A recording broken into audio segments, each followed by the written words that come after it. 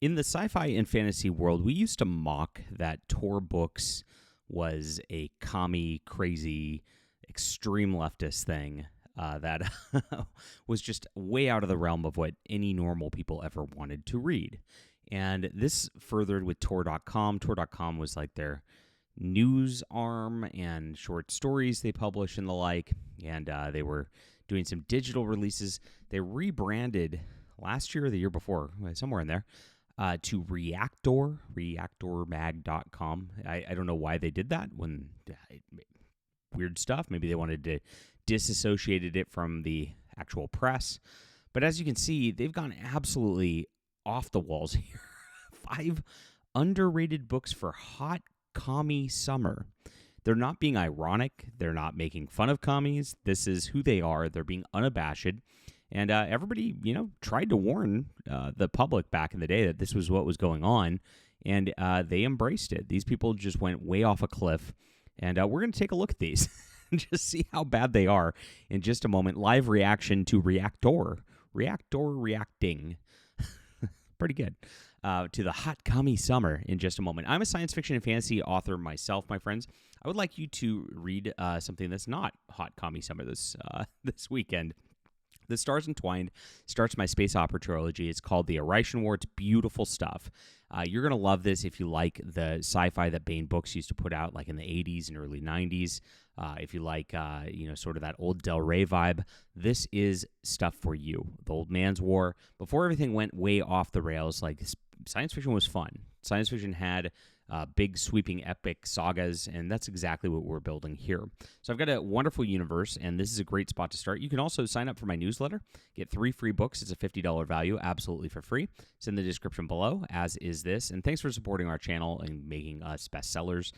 This is available on ebook, print, and audio, and I am doing a new trilogy that's spinning out of this in the same universe that's going to be coming out very soon. We're going to be crowdfunding that, so make sure to get on the newsletter as well. Thanks for being here and reading, guys, and let's get into this right here.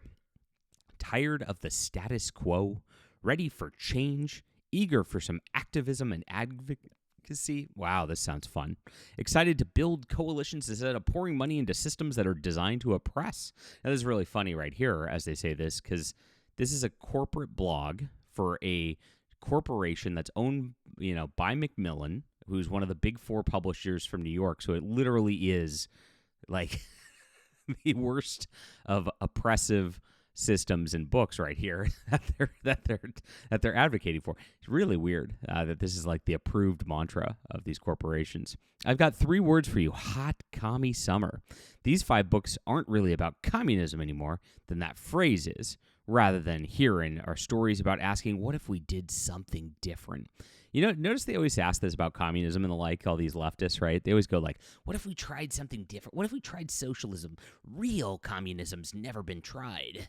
It's like, well, there was Russia and millions of people died, and, China, millions and millions of people died, and every time real communism is enacted, it just becomes a complete disaster for society every single time. But hey, let's try something different and do it again this time, but for real this time. They always do this. This is always their mantra. It's very, very funny. We have some revolutionary governments and communal weirdos. Oh boy, this sounds really fun. Both seeking to make life better, whether on a small scale or large. So I don't know who this Alex Brown is that's writing this right here. A Hugo-nominated and Ignite Award-winning critic. All these people, another thing with these commies and these weirdos, are always about their little awards, right? They get all these nominations and Ignite Award-winning critic. This means this person does not sell anything or actually have any sort of readership or fan base whatsoever. It's like a hallmark of this person is a fake author, right? Who writes about speculative fiction, librarianship, and Black history. Oh, happy Black History Month year. Is it Black History Year yet? I don't know. And find them, because they them, on Blue Sky and Instagram and on their blog. This isn't a he or a her, okay? And this is, I guess, that person's blog right here that is about whatever. Okay, cool. So this is where we're going to go for our hot commie summer. So the first one, The Lamb Will Slaughter the Lion by Margaret Kiljoy. Notice Tor.com. So this is what Tor's been promoting since 2017. They're just calling it what it is now, commie fiction, right? Anarchist communes here, and I love the way she takes the deer is effed up subgenre of horror. There's a subgenre of horror that's the deer is effed up, okay, and applies it to a group of outsiders. So I guess this is horror. I guess communism would be horror, and that makes a lot of sense right there because you just have everything destroyed, a collective struggling to live up to its ideals. When it's primed to be a series as vast as Martha Wells' Murderbot Diary, hopefully someone will get this to a TV show. Unlikely. Now, does this go to Amazon? No, it doesn't. It has to. You have to go to. Well, we'll go to Amazon and not their little like bookshop.org thing that's all primed against it. So here we are. I guess some people actually read this one. It's got 597. My top book's got 606 reviews right now. Nick Mamatas is an actual communist. Delilah S. Dawson is like a big shill that's a diversity hire that gets hired on everything. So that's who's they've got promoting it in the blurbs. Now let's look at the negative reviews because that's where we're going to learn the most about this. I think it was a matter of differing values. The character's postmodern worldview was intolerable. Yeah. I once held those same values myself, but then this person probably grew up. And I assure you that they will only lead to personal ruin. Somewhat interesting initial plot hook gets sidetracked on fanfic-level obsession with teenager-style posturing. Yeah, that's what communism is, pretty much. I hate to give negative reviews, but this read but like a Scooby-Doo novel. Every character's motivations and decision was ridiculous. Well, that's communism in a nutshell right there. Enjoy. All right, next one. Summer in the City of Roses by Michelle Ruiz Kyle. Soho teen. Yeah, look at they're trying to throw this stuff at teens, right? 2 young adult novels, dreamy historicals, brand of lefty alternative weirdos. Why are they like proud to be weirdos? Don't you try not to be a weirdo? I mean, this person's interesting. Who keeps propping that up like that's a good thing? Like, oh yeah, I want to read books about weirdos. Yeah, that sounds amazing. Oh my gosh. So Trojan War. This is during the Trojan War in Agamemnon. What? Okay, so this is just very odd stuff right here about 2 Greek-Mexican siblings, 1990s Portland, Oregon. Okay. Oh, and a queer teen. So, yeah, notice how they just, like, they dump everything together. The identity politics, there's this ideology of communism, etc. It's all dumped together all the time. We can look at let's look at this one right here. What we got on the readership of this compared to okay, this one has almost nobody buying it. So this one was propped up by this editor's pick, of course, June 2022. And again, this one doesn't have enough readers to actually care. Confusing and long-winded. Okay, yeah, there you go. Confusing and long-winded. That sounds like, and look. This person got it for free. Thanks for the publisher for providing a NetGalley e-arc in exchange for a fair and honest review. Yeah, and this is did not finish at 20%. So this is what they do. They've got all these people on these NetGalley lists where they get free books, and then they give them reviews. And as you can see, like they got a few, but they don't actually sell any books, and it didn't actually continue. All of my reviews are just people who bought the book. I don't have any like free review sort of things or anything like that. That's what the mainstream publishing has to prop these up because they're commies. They don't actually make money. The Siren, the Song, and the Spy. Maggie, hold on. Michelle, Margaret. Okay, so all women. Hold on. Nalo, that's another woman. August Clark. I don't know who this is. Is this a woman or are they them? Let's find out. August Clark. And fiction. August Clark is a woman again. Dude pretending to be a woman? Yeah, either way. you see the trend here with the commie fiction, right?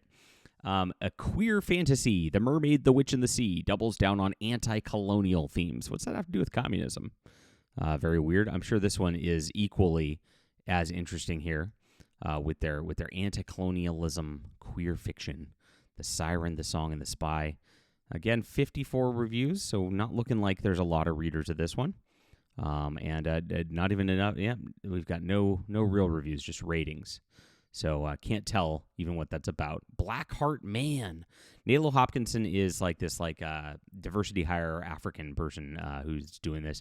I feel like I'm cheating by including more recent titles. This book was so good, and not enough people read it. Oh, I wonder why not enough people read it. See, this is what communism is. Oh, yeah, communism's great. There's just not enough food at the supermarket, and nobody's eating, and everybody's starving to death. That's a great commie summer. Oh, this book is great, but nobody's reading it. That's the name of these people, right? It's Nalo Hopkinson. That's all you really need to know. Like I said, this is one of those diversity hires that gets propped up in everything because she's black.